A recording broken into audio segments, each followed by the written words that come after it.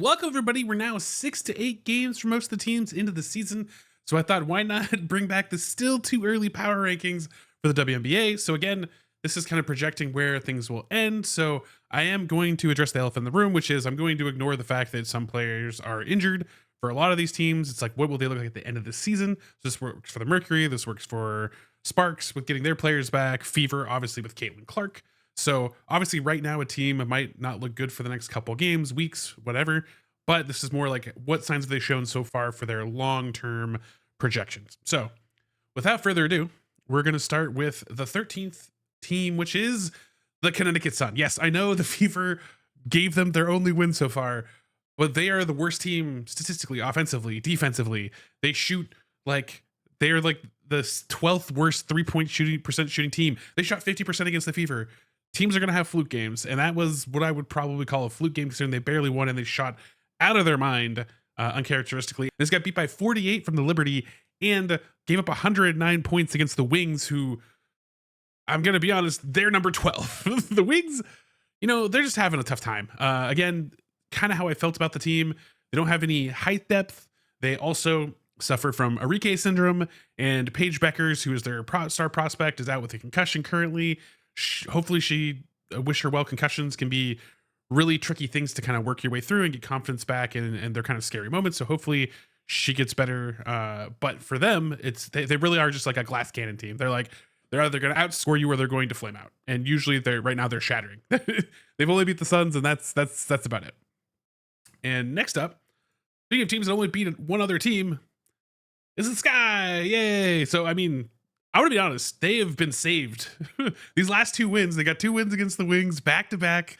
This has saved their fan base from completely crashing out. That it's given them a short reprieve to leave and be like, oh, maybe things will be better. And again, a perspective. We're only 6 to 8 games, depending on your team, depending on your schedule, into the season. And while they still have problems, they've at least figured out a formula that does make a lot more sense, which is leaning on Camila Cardoso to run some of their offense and heavy dosage to Ariel Atkins, who is the player that they sold the farm to get. They gave up Sonia Citron essentially to get Ariel Atkins, who is a good player, but they weren't really giving her the volume that she needs. She was, they put her on Caitlin Clark in our first matchup, and she had 6 shots the whole game, and that's probably why they lost by 35. And everybody being fresh and whatnot. But this team, they're at least figuring out something, so they might start to win against some of these lower tier teams. That said, fundamentally, aging point guards, Angel Reese being a great rebounder, offensively sketchy in volume, and Camila Cardoso even just kind of she's still blipping in and out. I feel like they'll eventually figure it out, but I don't know if that means this is a playoff team. So they're going to sit here for now.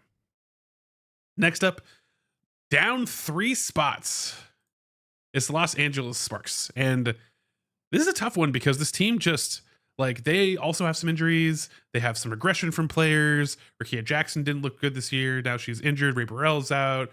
Cam Brink's still working her way back.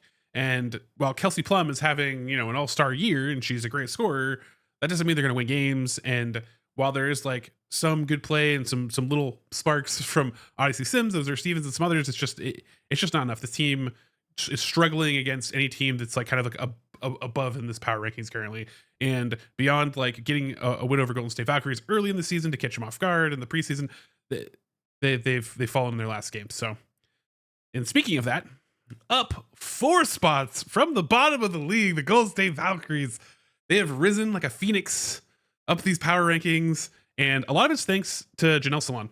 And standout rookie performance, overseas player coming in, absolutely balling out of her mind. Kayla Thornton, Veronica Burton also looking good on this team. Also throw in, some Temi Fagbenle. Kate Martin's even starting to pick up her play. And this team's just a fun team to watch. And they're scrappy and they get it done. And yes, they're probably not going to still beat the powerhouses of the league, but they're punching way above their weight, and they've far exceeded expectations for how they've done so far. Again, thanks to Janelle Salon, who honestly, when I watch her play, she does, to me, as a developed player, look better than Sonia Citron and Kiki. As good as those two players are playing, I actually think that she looks better. Some of her shot, her drives, everything looks very developed. Like she has been a pro for many years in the WNBA, and she is already acclimated.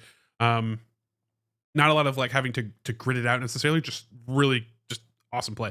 And then the other part I think that we have to point out is Natalie DeCoste looks like she is the only Aces system coach to come out and actually show that she knows how to basically find a winning formula with a squad, and to do it with an expansion team this early. Now, does this mean that they're going to make playoffs? I mean, I think it would be an incredible story if they did. I don't think they're going to do that. But if they did, that would be awesome. I mean, I'll root for them if they're on the fringe, unless the Fever somehow bomb out and they're against the Fever. But other than that, I like this team, and hopefully we see them develop more. And yeah, can't say enough good things about that team. And now, unfortunately, with that praise, and speaking of amazing rookies, we're gonna go to the Washington Mystics, who, again, early on this year, they were kind of the darlings. They had, Sonia and Kiki are playing really well for rookies, but I still think that their main issue is that the other pieces of the team, and even like there's still some like young team moments where they're losing games in the kind of the closing hours that they should win.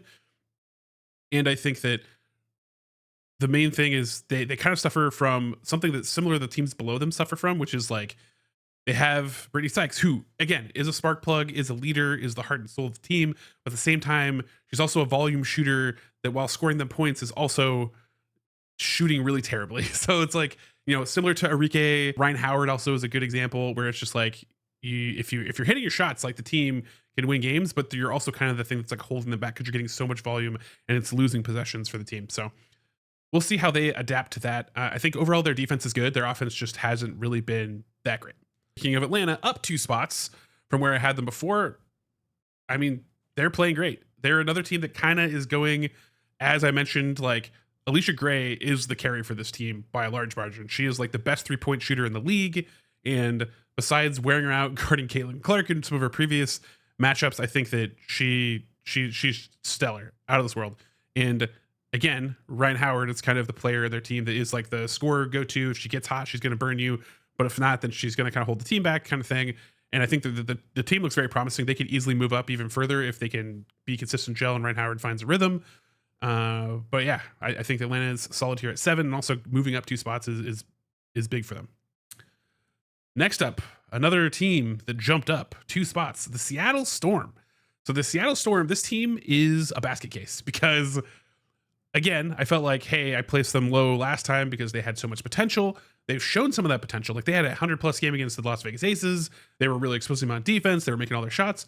But then those have games like they did today where, like, all of a sudden NECA and Skylar are shooting 30%. And I think that a lot of this, I think this team can develop and become even better. They have a lot of talent there. It's a matter of putting it all together defensively, offensively, and really, I think, developing Dominique Malonga and getting her acclimated. And then once she's fully online, I think this team picks up even more. But I think that this team suffers when Skylar or any of their big players are really having a rough game. Even though they have a lot of talent, the scoring talent isn't quite the same. And also, I just kind of note that their defense is a lot worse than I thought it'd be before. Ezzy was, a wall blocking everything with NECA, and I thought that bringing Dominique, they might have even more. They'd have the triple towers, not even the twin towers. They have the triplets, out there, just protecting the rim. But that's kind of not been the case so far. Las Vegas Aces are at number 5. So this team is 4-2, which looks great. Again, great record early in the season. I think the thing is they've had Asia Wilson is really their engine, their entire engine. And while Jackie Young has stepped up, the rest of the team has kind of been like, okay. And their defense is not great. Like stats wise, their defense is like middle of the pack, but then their offense is middle of the pack. They're really a middle of the pack team with star power in Asia Wilson that kind of gets them over the hump. But other than that, I think that against the better teams in the league, I don't really see them having a chance to win, unless I think we see Jewel Lloyd pick up down the season and she starts to become a huge scoring factor for them. Then they'll have the offensive firepower to potentially take more games. But for now, I actually think that as the season goes on, they're going to regress from last season's obvious, amazing regular season performance that they had. So yeah, we'll see how they develop. And then next up, we have down 1 spot. Yes, it's the Indiana Fever. So yes, I think that if they get Caitlin Clark back, they are a top 4 team, and they get the rest of their team healthy, definitely a top 4 team. I still don't put them below that, mainly because even in this stretch, listen, I know the fans are upset. I know the fans don't think they're playing well. They're playing well. And here's the thing. They're still playing with pace. They're still the 5th best offense in the league currently. They're top of the charts in points as well. And believe it or not, you would sit here and you'd be like, well, their defense is terrible. Where's that amazing defense? We heard they're a defensive team. We're losing games. Defense, defense, defense. What if I told you that they are third in defensive rating? You, I don't think people realize how good even the bad fever is because the expectations are so high, especially after that first game against the Sky. The expectations were like, I mean, I was on board. I was like, they're a top 3 team. I'm not bold enough to put them over the Liberty and Lynx right now, but I think that, they showed so much potential in that first game, just drumming the Sky, that the expectations got even higher. And then, now that we've had a dose of reality, again, how the WNBA works with half of a new core roster, a brand new coach, reality set in, and along with the injury. But the reality is still the team's not doing that bad. It feels bad. It sucks to lose to the Sun. But when you look at their net rating against the teams that they're playing, every game is close or they're winning. And so they've had some tough losses, but a few of those tough losses, that coin flip goes the other way. They beat the Sun, they beat the Liberty, and who's complaining now at a team that has, 4 wins? No, nobody. So I think that the reality is the team's still good.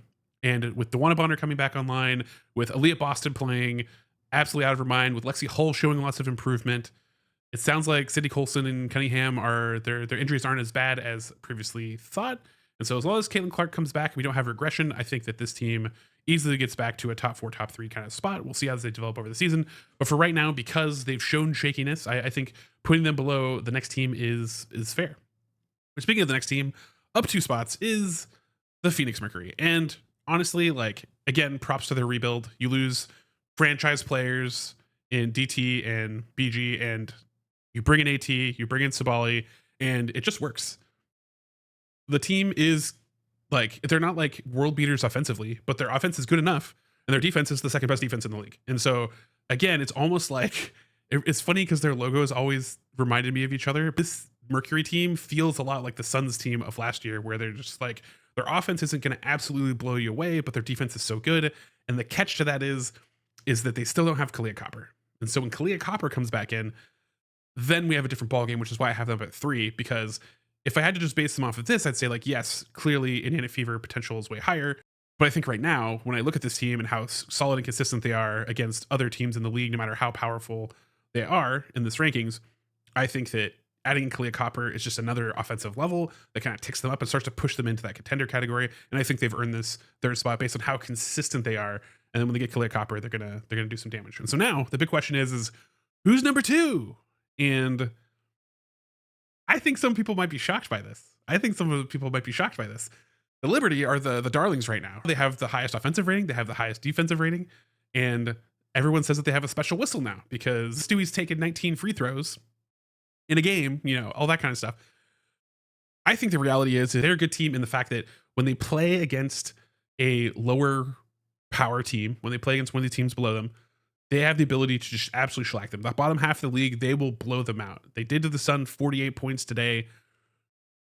They're just a really solid team. However, a lot of their rating is based on the 48-point shellacking of the Sun and these lower end teams.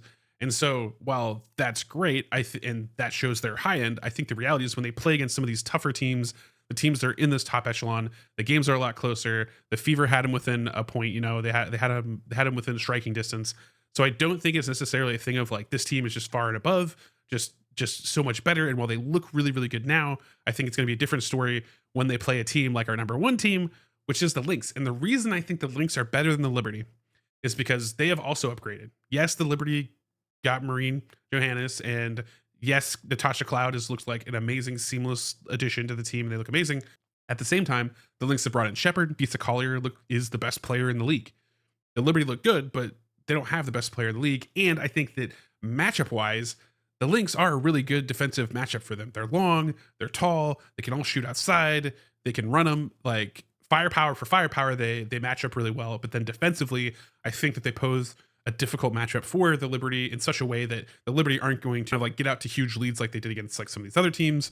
And I think that it's very possible that the Lynx just win that matchup. Now, the problem is we're not going to get to find out that answer until they'll probably play for the first time in the Commissioner Cup, I think, of all things, probably, because they don't actually play against each other until, I think, in the regular season. They don't play against each other until end of July. And then August, they have a 3-game series, which is going to be must-watch basketball, because I think that's going to be our matchup and a preview potentially of what could be a grand finals matchup. So we'll see. But I think that the links for me still are on top. I think that Fee, the addition of Shepard, the way that Courtney Williams is playing, and the rest of the cast, I think that right now, I think if they go head to head, they can take the liberty to task. So with that, that's it for my power rankings. Again, these are super early. We're 6 to 8 games in. I keep telling everybody things are early, but I just think it's fun to kind of get a stock check of like where the team's looking and kind of projecting forward. So let me know down in the comments what you think. Give a like, give a subscribe if you like this content. And as always, remember, you're going to be amazing today because you are amazing. And I'll catch you next episode.